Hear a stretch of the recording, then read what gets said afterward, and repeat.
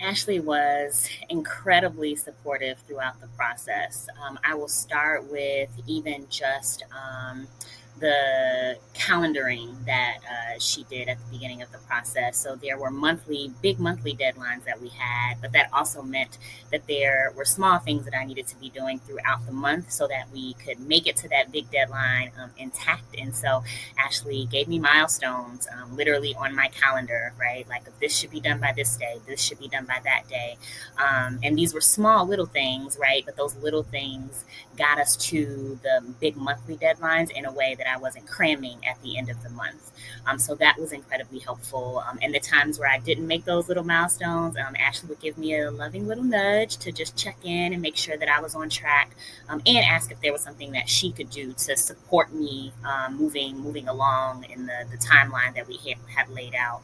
I would also say there were other times where Ashley took initiative on certain things that I hadn't filled in, right? Like, maybe there were some language tweaks, or maybe there were some images that I needed to accompany some things that would go with whatever I was talking about with the business. And so after a couple of months of working together, Ashley kind of got a sense of my style and my voice and things of that sort. And so she would fill in gaps and take initiative in places where I hadn't got to certain things yet. And so that was helpful.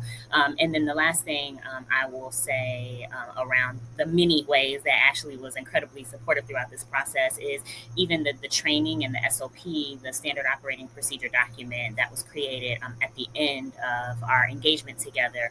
So there were certain things that were standard in that document, but then as there were other questions that I had that were maybe specific to things I wanted to do or things that were specific to what I wanted to try, Ashley went back and added those things into the SOP document so that there was something tailored specifically to what she knew I would want to carry forward.